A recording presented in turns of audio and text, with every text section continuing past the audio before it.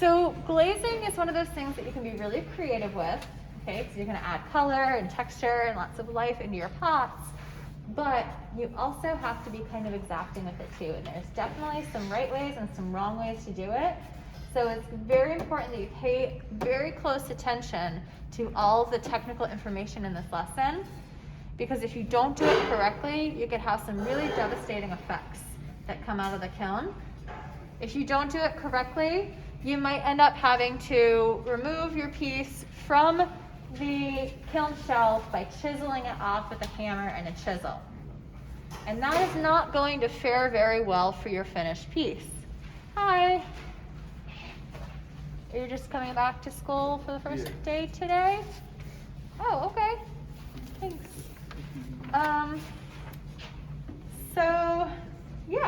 So at any point in this lesson, let me know if you have questions. We'll go through a ton of information, and I don't expect you to be masters at this by the end of the lesson. So the big thing with glazing is just always ask questions whenever you need help. There are no stupid questions, but there are mistakes, again, that can be very devastating. So just ask, ask, ask, okay? So the first question here is, why do we glaze our work? Make it look good. Good. Yes, for reason number one is it makes it look good. Okay? So glazing can add color, it can add texture, it can add just beauty and life to your pots. Okay, what's another reason why we glaze our work? Make it like smooth. Smooth, keep going. You're kind of almost on a good vein with that. Smooth, kind of glossy. What does it do? It goes from being like this raw clay, to then getting this nice smooth finish on it. How does that change the function of the piece? It's gonna have to stay over your nose. Well, okay, two things. One, it makes it stronger and much more durable. And two, it seals it. It makes it watertight. And okay, you don't have to worry about filling out the worksheet since you're filming. We can go over this with you later. Sure. Okay, so imagine if I had this nice Coors bowl, and I put some spaghetti in here, and then I put my red sauce over it. Is that red sauce is going to stain the bowl, and also you're going to get those little food, like food particles into the pores of the clay, and then that turns into bacteria, and the bacteria doesn't wash out, and then it gets really gross, right? So glazing makes it pretty, it makes it stronger, and it seals it. Those are the three reasons why we glaze. And glazing's fun. Okay. Next question is, what is the glaze made up of, and what does each part do? This gets a little bit sciencey. I don't want to get too sciencey. So what do you think is, besides water, because we add water to all the ingredients to make a liquid, but besides water, what do you think one of the ingredients in the glaze might be? Probably like cake. Silica. Yeah, what does silica turn into? I don't know. I just said that because I've heard it. Okay, it was a really good guess. Yes, when silica melts, it turns into glass. Good. So you guys can write down silica, and sometimes you'll see silica also referred to as flint. How do you spell silica? S-I-L-I-C-A, silica. What? S-I-L-I-C-A. So silica, it's powder.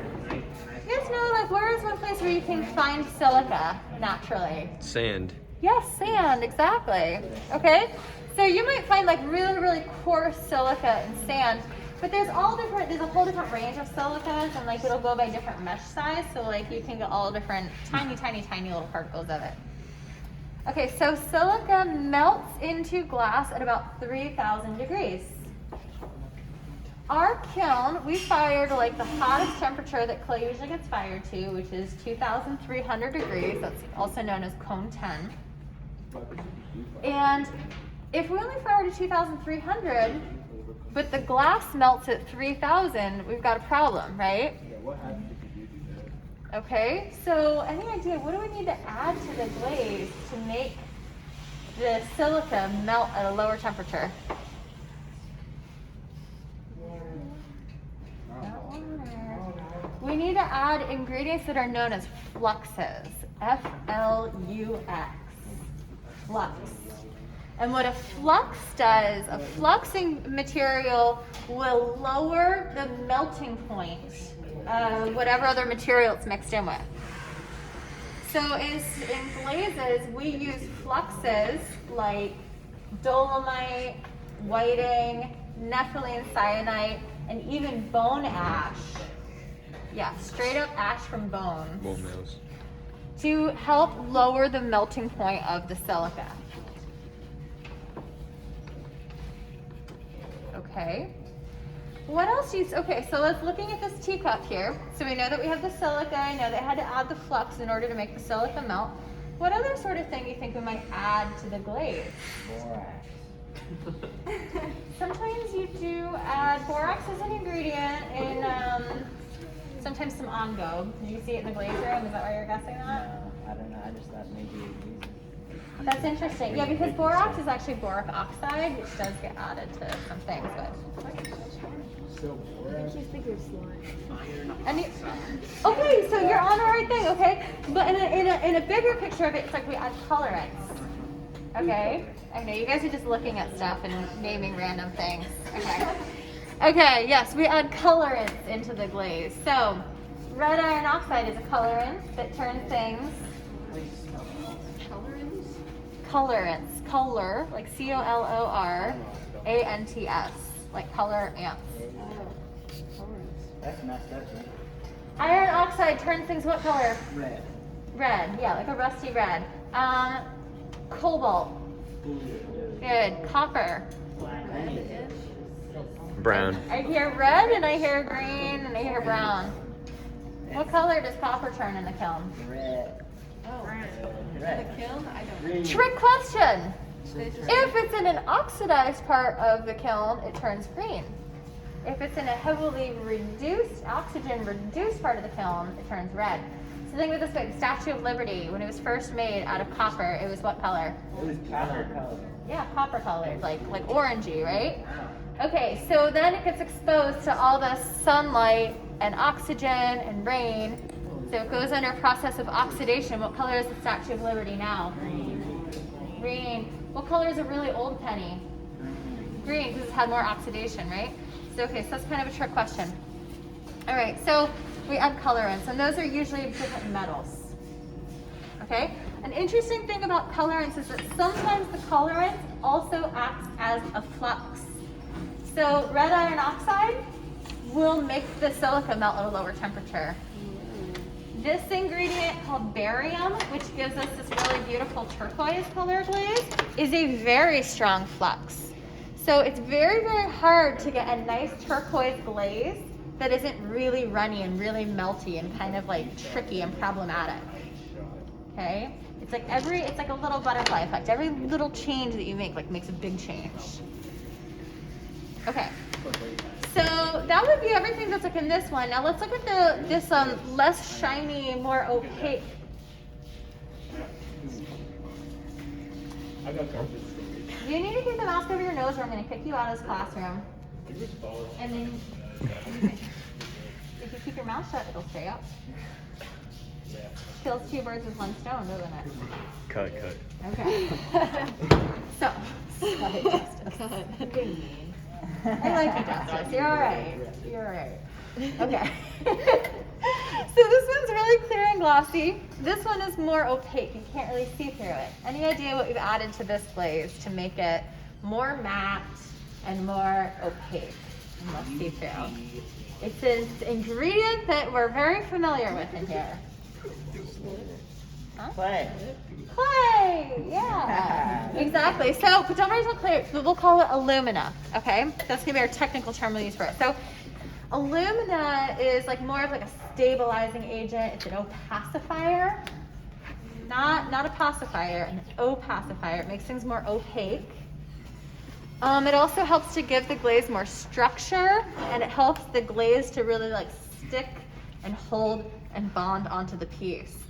So yeah, the type of alumina that we would use in here would be things like kaolin and feldspar, and those are types of clays.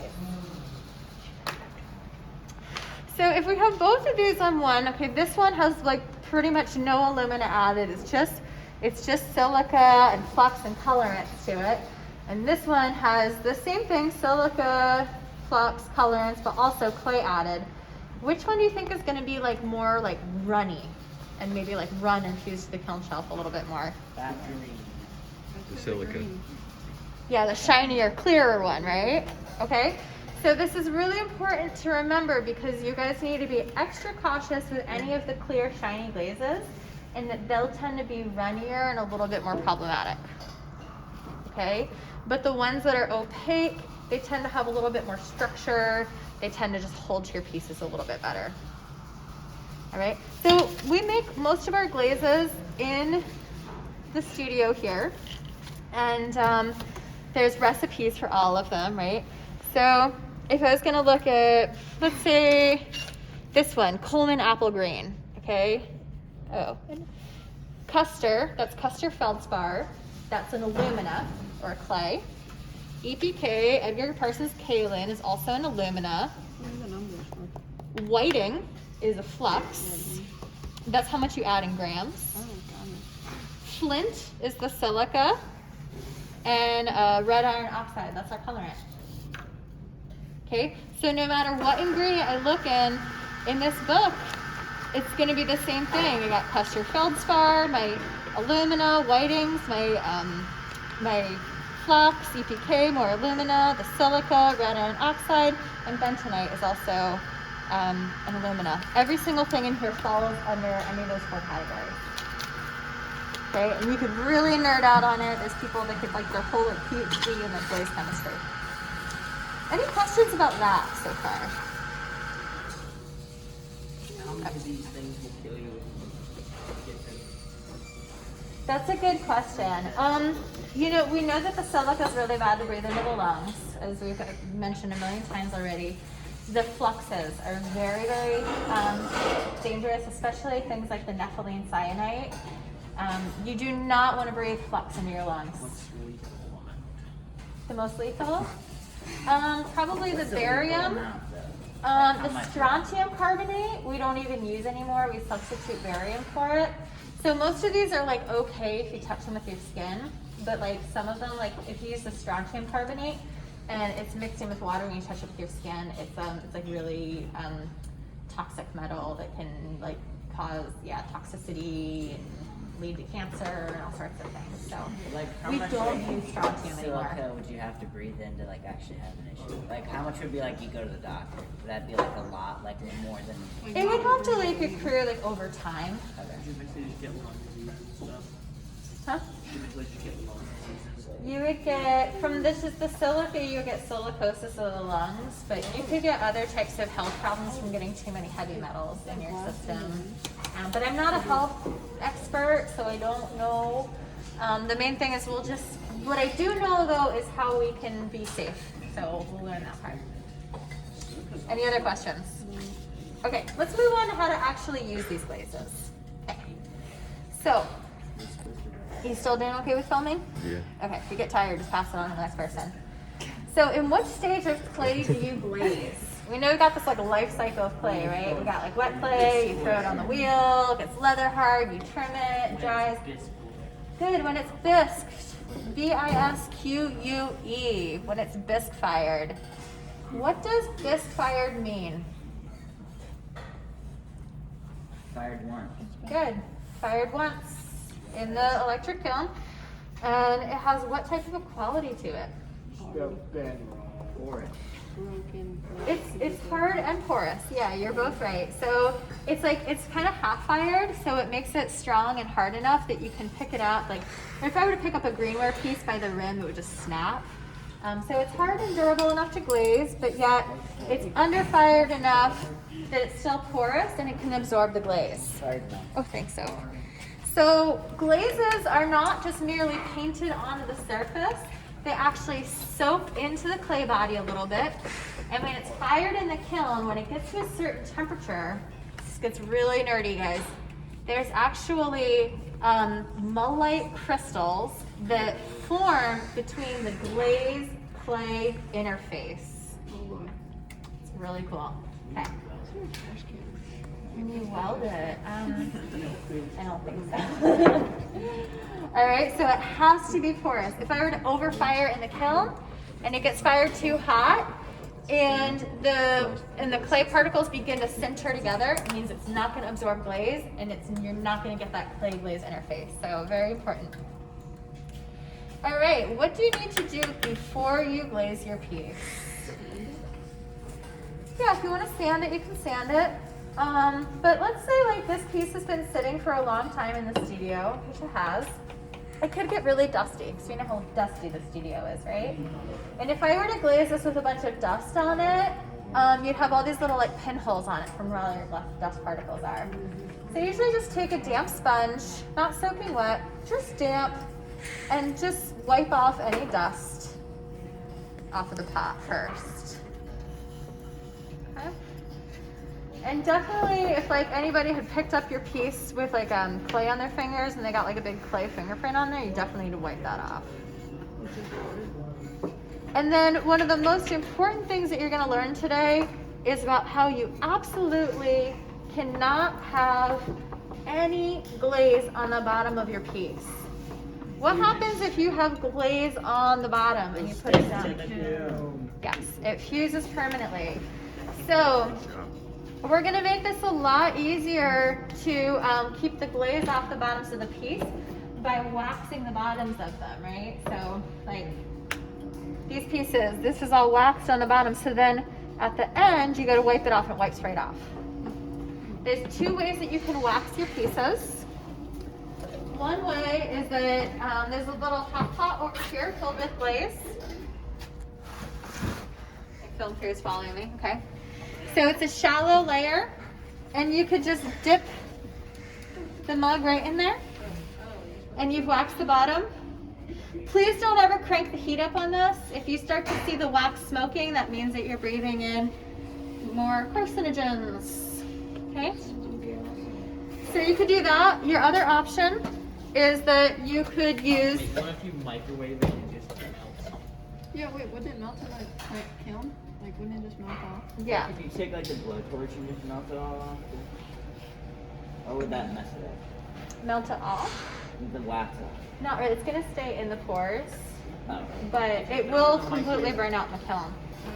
You can use the cold wax if you want to be a little bit more attentive to just like in this one here. So yeah, it totally burns off in the kiln. It serves no purpose in the kiln whatsoever. The only reason for waxing it in the beginning is it just makes it a lot easier to wipe the glaze off the bottom when you're done glazing. So will that pink stuff, like, is that after it's fired, or is that That's before, that'll melt off. Okay? So sometimes I see people that go, oh, I forgot to wax my piece. And then they scrub all the glaze off the bottom and then they wax it right before putting in the kiln. And it's completely pointless. Okay? The wax is completely pointless in the kiln. It's only for the sake of making it easier to clean the glaze off your pots. Okay? So before you glaze, make sure it's been dust fired. Make sure that you've gotten the dust off the wet sponge or damp sponge. And make sure that you've waxed the bottom of your pot.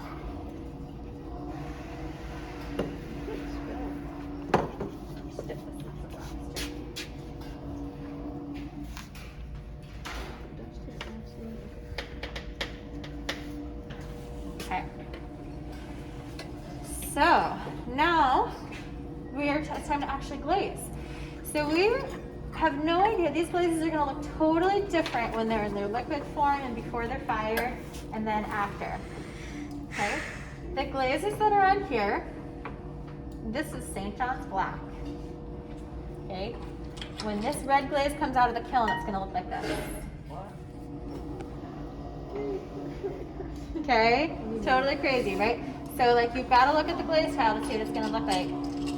The other glaze that I put on here, this one is Seacrest Purple. when it comes out of the kiln, it's gonna look like this. It's kind of like ranges from like kind of plum brown with like lots of little like speckles, and it's like a really fun glaze. Okay, so you always have to just look at this. This is only going to give you a rough idea of what it's going to look like because every single kiln firing is very different. The kiln's like this dynamic living being. Okay, it's like a beast. I call it the beast. And we put like 500 to maybe even up to 800 pieces of pottery in there at once. And depending on how it's loaded and like where it's packed really tight, where it's packed looser, and where there's bigger pieces or where there's smaller pieces, will determine how the heat is flowing and moving through the pieces of the kiln. And it will also depend on how the oxygen is flowing. And remember how I talked about how oxidation and reduction of the oxygen can create different colors in the kiln? Like with the copper? Oh, yeah. Yeah. Okay. The oxidation reduction is really complicated. I'm not going to get too far into it because that's like a whole other thing. But the main point is that every fire is going to turn out different. So don't get super attached to what you think the glaze is going to look like. It will hopefully look something like that, but be prepared that there's a lot of variability. Every firing is different. Okay. So I'll get an idea of kind of what I like. I'm going to pull out some things that are convenient here too as part of it.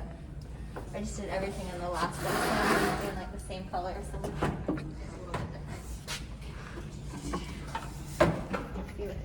Never go by what the lid says, okay? Lids are really easily interchangeable. This one doesn't have a label. Okay? However, the buckets are not interchangeable. The glaze isn't going to jump out of one bucket and into another, or at least hopefully not.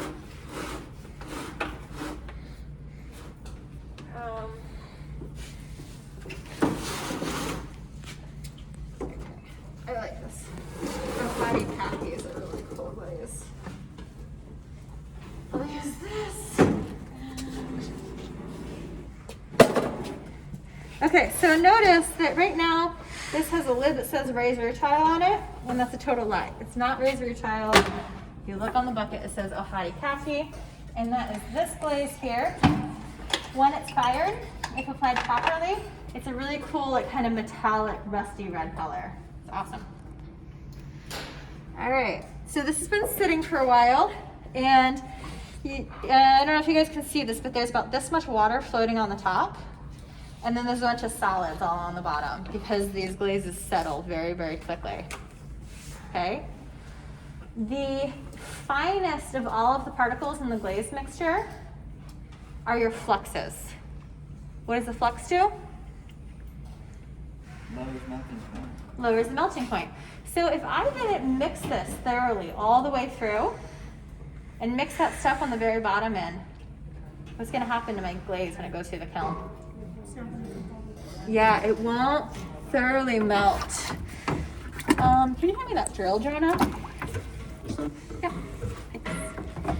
So, you must mix it really, really well. And we use a drill with a mixing bit on the end of it in order to mix it good.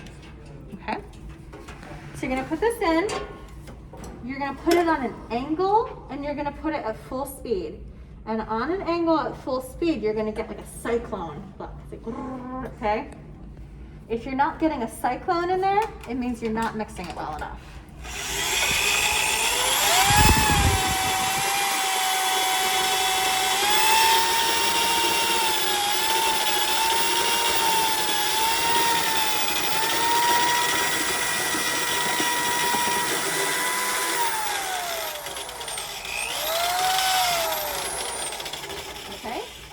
Don't be scared. And hey, if it splatters and splashes out of the bucket, no big deal. We'll just clean it up right away and it's not a biggie.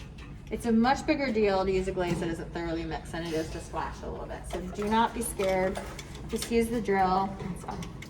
Okay?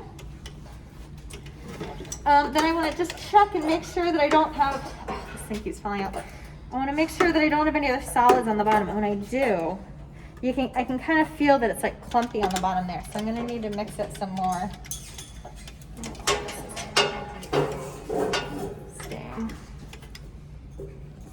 I'm gonna see if I can kind of blast this apart a little bit.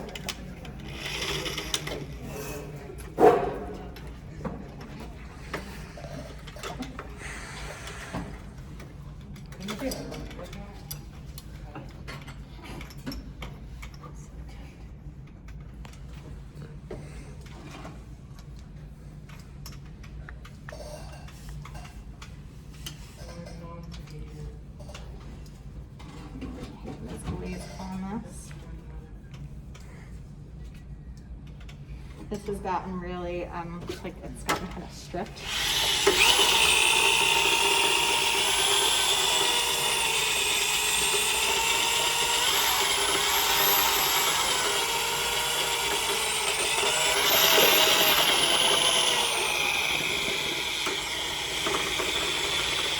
So I'm just trying to break up the chunky stuff on the bottom.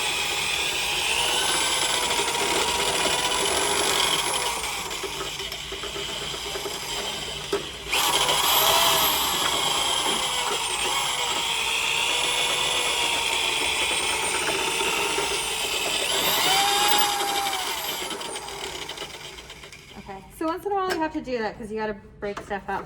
I remember one time Tanner told him, I was like, just really like go at it, and he did, and then it like busted the bucket open. It just like cracked wide open on the side, and it was just like hemorrhaging glaze everywhere, all over. We're like, I want another bucket. So things happen. You just do your best. All right, we got to fix this so it doesn't keep falling out.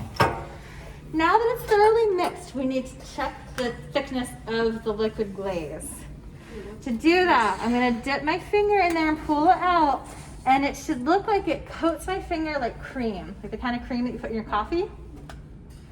But it shouldn't be like a glove. It shouldn't look like you just dipped your finger in, like, you know how you could like dip tools and like that rubber stuff that like coats your tools and like the rubber grippy stuff?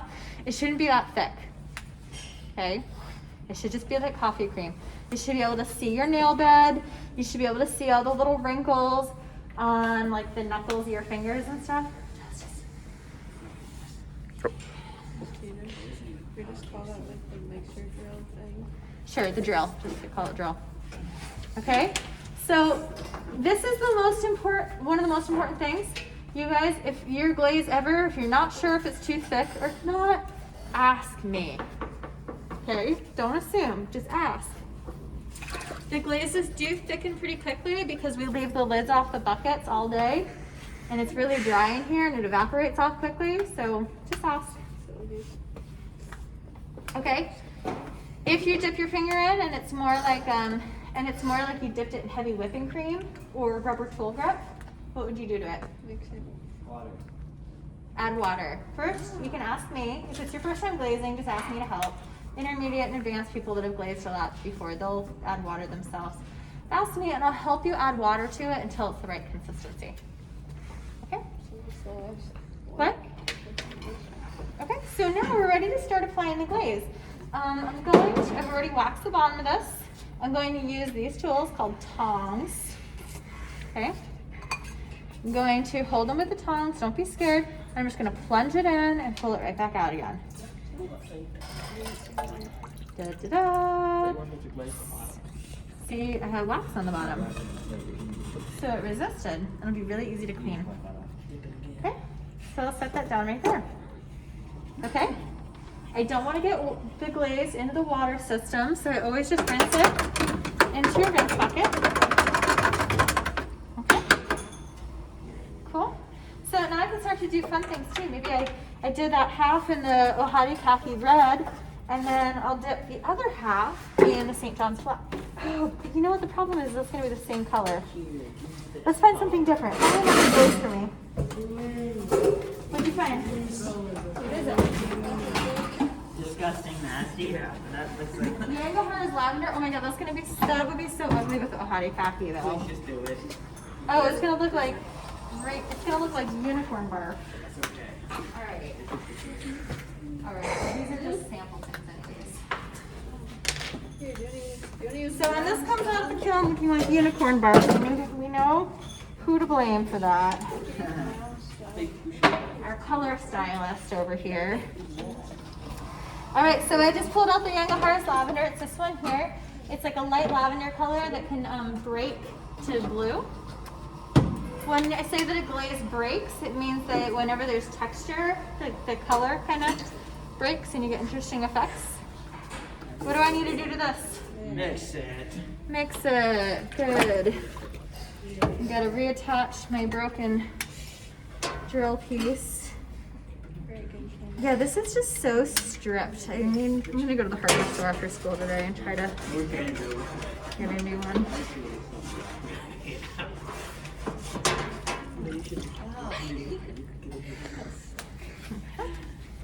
Sorry. Oh.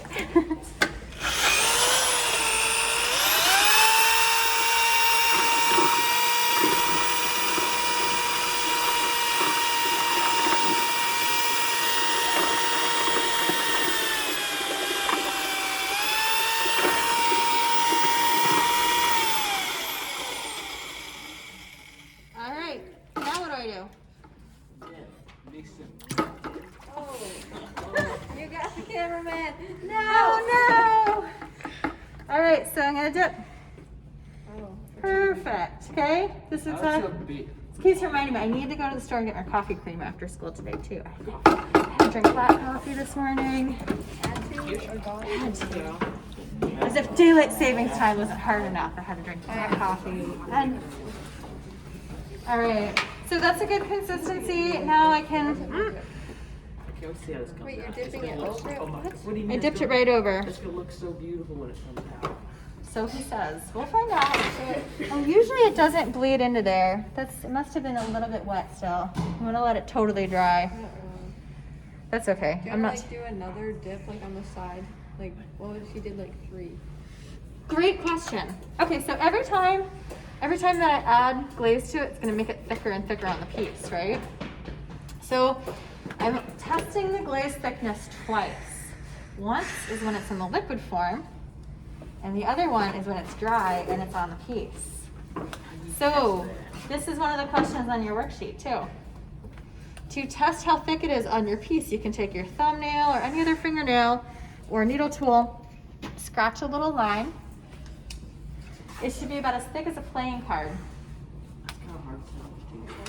Okay, approximately as thick as a playing card. So if it's too thin, let's say that it's as thick as a piece of tissue paper. What do you need to do?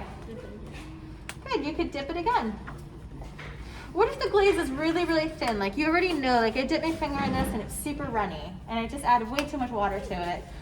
I could dip it again, or I could dip it in and just hold it for a few seconds and it'll absorb more glaze. What if I were to add layers and layers onto this? I scratch it with my thumbnail and it's as thick as like a slice of Kraft American cheese. And you know that stuff gets really melty, right? Like you know how Velveeta melts like instantly? Okay. It's not cheese. So yeah, it's not. We don't want Velveeta. We do not want it to be that. So what's gonna happen if it's as thick as like a slice of Velveeta cheese all around your pot? What happens when you put it in the kiln? It's gonna melt. It's gonna melt really bad. You guys have probably had that before. Like you make a pizza and like your cheese melts over the side and it drips all over the oven, makes a big mess. Okay? But in this case, it's gonna be even worse because at least that burnt cheese, you can scrape it off the bottom of your oven. With melted runny glaze, like I said, you're gonna have to take a chisel and a hammer and you're gonna have to first break your pottery off of the kiln shelf. And then we have to get on an angle grinder. We have to get out power tools and we have to then grind all of the glaze off of the kiln shelf, which does inherently ruin the kiln shelf too. So you're not only just destroying your pottery, but you're also destroying the shelf. So it's really important that you're always checking that your glaze isn't too thick when it's in the liquid form and it's not too thick when it's on your pot. This is still okay, so I could probably even add another layer to it if I wanted to. So that was a very good question. Some lines. Okay, what am I missing so far? Otherwise, you will always at least use a blank right before using the glaze. Okay, good question. So we know that we use the drill, but then let's say, okay, I walked away for about 5 minutes and then I come back and I want to use the Yangahar's lavender again, but I had already mixed it really thoroughly this class period. I could just use one of these stirring sticks. And usually I just leave these stirring sticks in here, so they're really easy to reuse. Okay. And I think I've got over. Does glaze come out of stuff pretty easy? Like if I spill some on my pants? It does. Some of the colorants stain a little bit. I've gotten like the red iron oxide tends to stain if you're wearing a white t-shirt or something. But you know me, I'm covered in this stuff every day and I wash it off for the most part. So what's the consistency? The consistency should be like cream, like half and half. And you can check it by dipping your finger in. And it should coat your finger, but you should still be able to see your nail bed and like the wrinkles in your skin.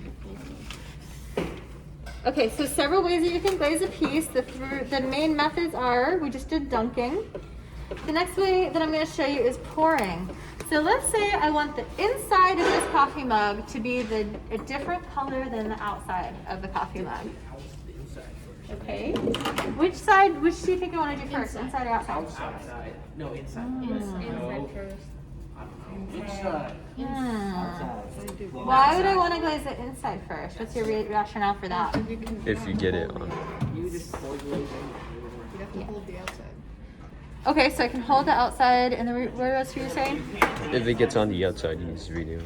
Yeah, Oak said that if I were to dribble it over the outside while I'm doing it, then I could like wipe it off and redo it. So they're right on the money. All right, so I'm gonna take a measuring cup. I'm gonna pour it in the inside. I got these new measuring cups, so we'll have one for every bucket, and you could just hang it right over the side. And then I'm gonna swirl it around, and I'm gonna coat the whole inside of my mug. And then you can pour while swirling too, that way I get the rim. And sometimes you have to do it multiple times. I'm not as worried about getting the glaze too thick if it's on the inside of a pot, because if it runs, where's it gonna run to? The inside.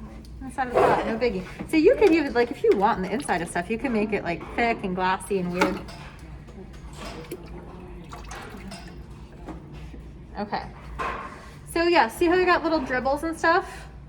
And just like Oak said, it's nice when you've done the inside first, because then I can just take a damp sponge and I can wipe off any of my drips. Now I'm being very careful not to overly saturate it. I don't want to give it a full bath, because what would happen if I submerge this in water and saturate it with water? You get too liquidy. Right, the glaze won't absorb into the pot and it won't stick. All right, so now are we gonna use Luke's combination here again? We have a brown. There's a brown stone. Oh, we're gonna try the brown stone? Okay, let's try that. Oh no, is it brownstone or what does the bucket say?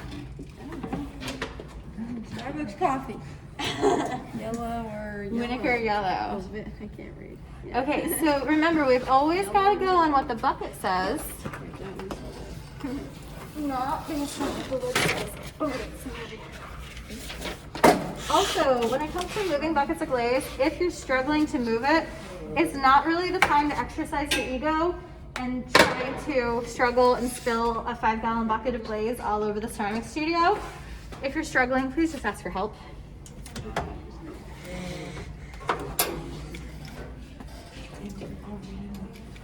All right, so we're gonna mix.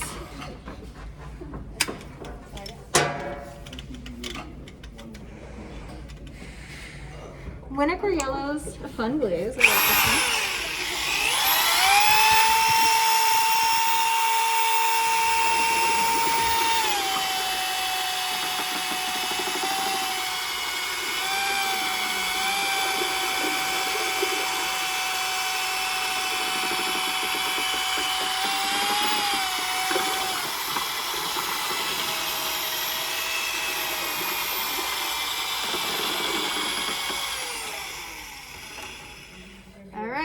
Now dip.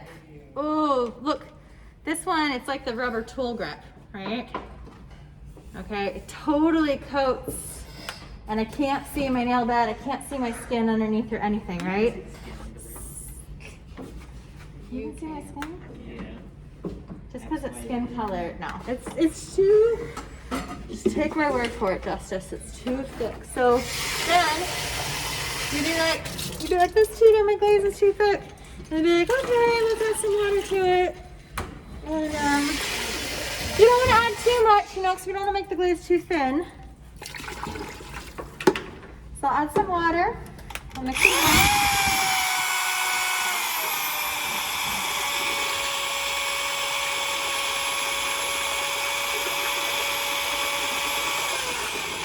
Okay, I'll dip my middle finger in there.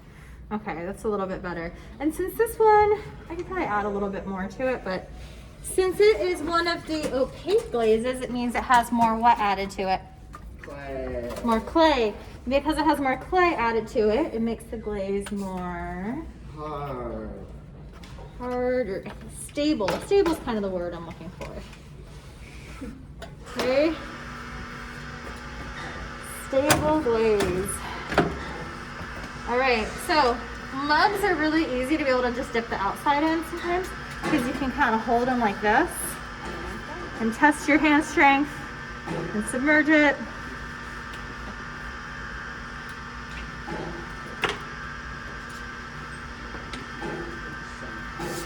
Pull it out. Okay. So that is another method. I kind of screwed up a little bit, but whatever. This is why I just use old junk pottery for like demos because I'm trying to go quickly and do lots. But So you had already waxed that? I had already waxed all of these. Yeah, and that's generally what I do when I'm ready to glaze. First, I just prep all of my pieces. I wipe everything and I wax everything off the beginning. And so you can see how it's kind of resistant, right? And then it's really easy at the very end to just wipe that off. We'll talk more about wiping at the end here. Okay. So those are two ways, dunking and pouring. Another way that you can glaze is by dripping. I'll show you dripping. Move this down.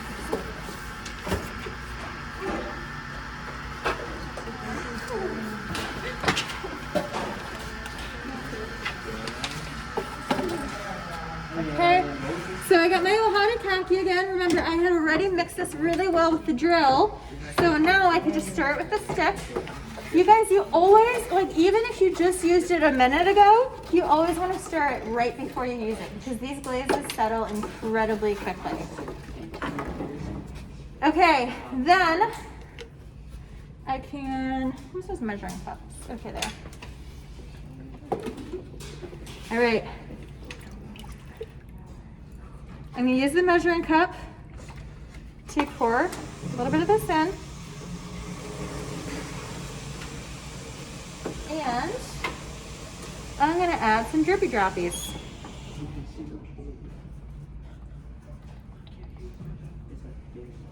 Okay. So dripping can be a really fun way to add some good color and life to your pots. Yeah, it does. Okay, now this happens all the time. After somebody drips, they have this bottle of glaze and they set it right down here. Okay, so at that point, at the end of the period, we're cleaning up and I come over and I'm like, oh, what is this? Ketchup. What glaze is it, guys? Ketchup. It's not ketchup. What glaze is it? Who knows? Who left the bottle of glaze out? I did. Oh shoot. Okay. Well, is it Ohana khaki or is it St. John's Black? St. John's Black. No. Hottie khaki. Is it the Ohana khaki, but could it be the St. John's Black? I can't remember. Did I use it or use it? Are we sure? Do we really know what glaze this is in here? No. Can I put it back in the bucket if I don't know what glaze it is? Yes. Absolutely not. Well, what would happen if I put the wrong glaze back in the bucket? You're just making it look beautiful. It would look beautiful. But it could change the whole chemistry of the glaze and be really bad, right? Okay, so guys, here's how we prevent this from happening. Because if we had this unlabeled thing, it would all need to get thrown out. So if you do the dripping method, all you need to do is as soon as you're done using it, just dump it right back. And the cool thing about glaze is, do you guys hate washing things? I know you all hate cleaning. I know this about you guys. I hate cleaning too. Okay, so it's extremely water soluble. So I'll just kind of fill it up with some water, shake it a little bit, dump it out. You don't even really have to scrub, okay? This is not like washing dishes. It's so easy, it just dissolves instantly, okay? So just wash it right away. Another method that you can use for glazing is splashing or flicking. I love flicking.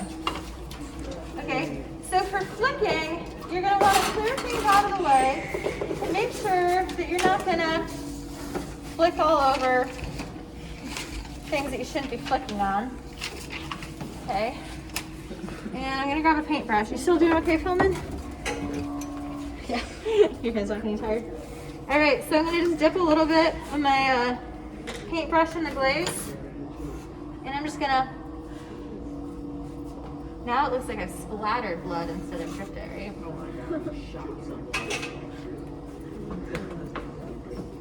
Okay, pretty cool, a little splatter. Okay, what do I do with the paintbrush right afterwards? I wash it, yeah. You guys are so good. Okay.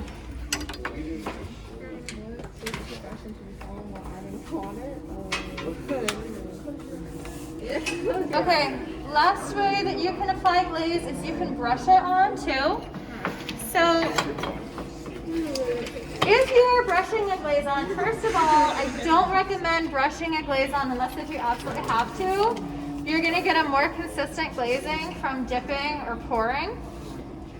Occasionally, like for something sculptural or something really big, you may end up brushing it on. But brushing it tends to look pretty streaky. So only brush if you need to. And when you're brushing, you need to do at least 3 coats. So I'm just gonna grab a big paintbrush here.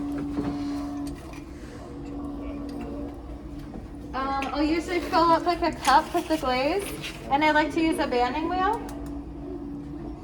Okay. And using the banding wheel, it helps to be able to brush it on. You need to add 2 to 3 coats of glaze if you're brushing it on. I'll repeat that again. You need 2 to 3 coats of glaze if you're brushing. So, if the glaze is too thick, you said add water, right? Okay, so are you asking me if the glaze is too thick in the liquid form or on the dry form? I don't know. It just says if your glaze is too thick, you should. Okay, so I think on that one, it's like, let's say I do the thumbnail test and my glaze is thick like Velveeta cheese. What do I do? It's already on the piece. Oh, I don't know. Let's say, okay, this happens a lot, so let's just pretend I put 2 coats. Let's say that I grabbed the tongs, I dipped it in the piece, and then I got distracted and I dropped the piece into the bucket. You guys still with me? Yes, I am. We are one. Okay, I just lost the piece in the bucket, okay? On accident or on purpose? On accident. Oh. And it's down there, and I'm trying to fish it out with the tongs. Can you just grab it? Would that be okay? Well, then you're gonna get fingerprints all over it. Glaze your wall. Okay, and then, so Oh, no, eventually, it's a design. eventually I'm completely panicked, right? So I reach my whole arm in there and I grab it, and it's a mess because I'm up to like my elbow in glaze now. And I pull it out, and because it had been in there for like 10 seconds, it absorbed a ton of glaze. And now the piece has glaze on it that's thick as Velveeta. So you just What can I do? can you just wash Sand it off. Can Sand you? it. Or Yeah, let I could wash it or I could sand it off. So you have 2 options. Both are kind of a pain in the butt.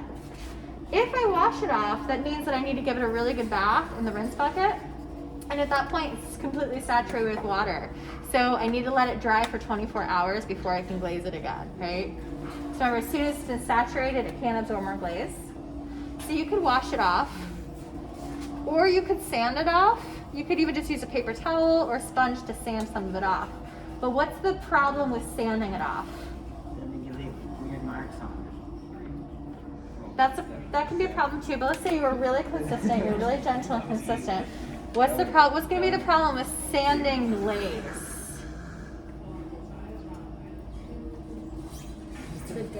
The dust. Do we want to breathe that dust in? No. Okay, so if you have to sand your glaze off, don't ever do it in the studio, okay? If you have to sand it, you come see me. I will give you an N95 mask. not one of these cute little decorative cotton masks, a really good, fully sealed N95 mask. Then you will go over to the glaze mixing room, and there's a vent hood in there with a glass screen that comes down.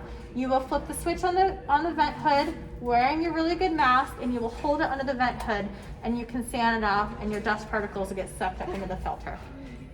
You would never, ever, ever, ever sand a glaze in this studio. Only under a vent hood, wearing proper mask. Yes. Isn't it plus 9?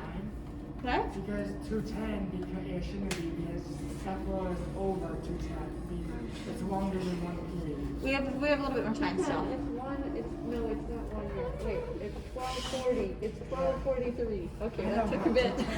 Okay, you guys are doing really well. We have a little bit more to cover. This is the longest demonstration that we do of the entire year, okay? So you guys suffer through this, and I promise it's gonna be the longest thing you're gonna have to endure in my class. We got a few more important things to go over. I should dip again if your glaze is too thin, right? If it's too thin, and then that part I'm talking about on the pot, it's like tissue paper thin, dunk it again. Yes. I know, I have a lot of typos on here. I should fix it. What are some safety precautions that you should always follow when using glaze? Don't eat it. Yeah, you don't want to eat it. So, like, well, I have glaze all over my hands right now. Am I going to go eat, like, a snack right after doing this? Or am I going to snack while I'm eating it? Maybe, like, dip a bowl, eat a chip, maybe, like, eating pizza at the same time. It's like ranch, just dip it in. Oh, dip it in. Yeah. No. Okay. So we always want to keep glaze and food very separate from each other. Make sure you like wash your hands thoroughly when you're done glazing. Don't ever eat at the glaze table. Don't ever eat in the glaze room. Want to keep food and glaze very separate. What's another thing? And it's liquid form. Is this really bad for us? Don't drink it. Don't drink. Well, that's kind of along with the food. Don't put it in your eye. Yeah, actually, I have gotten glaze in my eye lots of times. It's kind of a problem because sometimes I'll like splash. But yeah, if you ever glit it in your eye, that's a good thing. If like, let's say you're mixing with the drill and some splashes in your eye, what would you do? Yeah, guys, gotta listen. You gotta hang in there. 15 more minutes. Okay, if you get glaze in your eye, you're gonna come right over to the sink. I don't have an eye wash station, but again, this is really water soluble, so it's gonna wash out really easily. And you're just gonna start splashing water into your eye right away, okay? Okay, again, it's not gonna burn your eye. It's not gonna be like a chemical burn or anything like that. And it's really soluble, so I don't have an eye wash station, but if you just splash water in your eye, it'll come out right away. It'll be okay. Will your eye turn the color if you don't want it? I don't know. It'll just be really uncomfortable and feel really gritty. Okay. Okay, so let's say I spilled the glaze on the floor. Why would getting drips and spills on the floor be really dangerous? Aside from slipping and falling. It just colors the floor. There's already some damage. Did you guys see how quickly this dries? Yeah. What happens when glaze dries on the floor? No. French the glass. You guys are losing it. You were so good at the beginning. We're starting to fall apart. I don't know. Ravel it back together. It turns to dust! Oh, okay. You don't let it spill, or what do you do when it spills? Okay, so you cannot have liquid glaze turn to dust on the floor because then we breathe it in. So if you spill glaze on the floor, clean it up immediately. Don't wait. Don't wait till the end of the period. Don't wait for somebody else to do it. You do it. You spill it, you clean it right away, ASAP. Okay? And then if ever you need to sand anything, wear a respirator and use the vent hood. That's the third thing.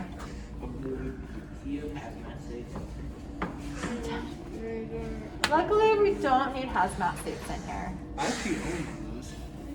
I wear one of those fireproof, like, Yeah, no, I bought it for $50. Okay, we're getting really close. So when using Shino as a glaze, Shino is this really funky glaze right here. It's super cool. It's white, but it gets flashes of orange on it. All the glazes you can mix and match. 10 more minutes. I have a really short I know it's hard, and it's right after spring break. I'm trying to be as entertaining as I can. Okay, there's a fun little jingle that goes with us. Ready? Make it a song. Shino first or fear the worst. Everybody say it with me. Shino first or fear the worst. So what that means is that only this glaze in particular can go under another glaze, but you can never put it over a glaze. Huh? You could put it under, so like, you know how I double dipped this one? Yes. So you could have Shino on the bottom and then you could layer something over it, but you can't layer Shino over another thing. So if you were to put Shino over another glaze, what would happen is you would start to see it kind of splinter off. And when it goes in the kiln, it's going to splinter off so much that it might even ricochet like off your pot and stick onto the pot next to it. And it gets like really sharp and spiky and it can even cut your fingers. Okay? So yeah, now I got your attention. Okay, so Shino can only go under, never, ever, ever, ever, ever over another glaze. Sheena, what was the word again? Shino first or fear the worst. First. Another super important rule, okay?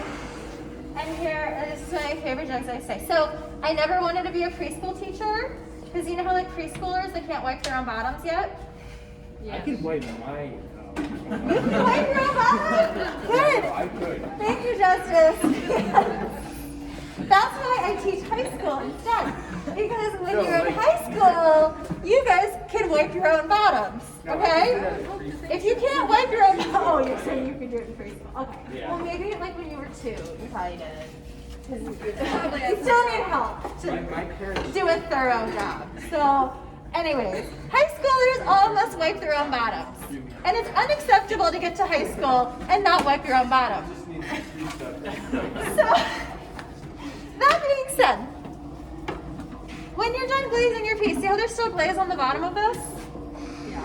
Okay, it must be cleaned off, so I'm gonna just get my little rinse thing. When I'm loading the gas kiln, I'm gonna be doing like 500 pieces of pottery at the same time, and like, they're always really long weeks for me. They're like the marathon weeks. I end up doing like 12-hour work days, which I don't mind. I love it. I love like staying here after school, loading the kiln. I put on good music. I just get in the groove. But I'm not going to stand there wiping your bottoms for you.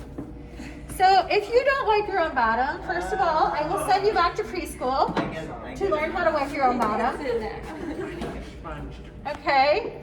And your piece will go into the reject pile and it doesn't get fired in the kiln. Okay? So everybody must wipe your own darn bottom. And I will call you out on it. Okay? And not only do you need to just wipe the bottom, but you need to give yourself like a little bit of a room for it to run. So give it like at least 1/8 of an inch to room. Like see how this one doesn't really have any room to run right now? Okay, so a lot of times what I kind of do is I'll stand over something and wipe it off, and I might just take my thumbnail and just kind of, you can actually remove quite a bit just with the thumbnail. Okay.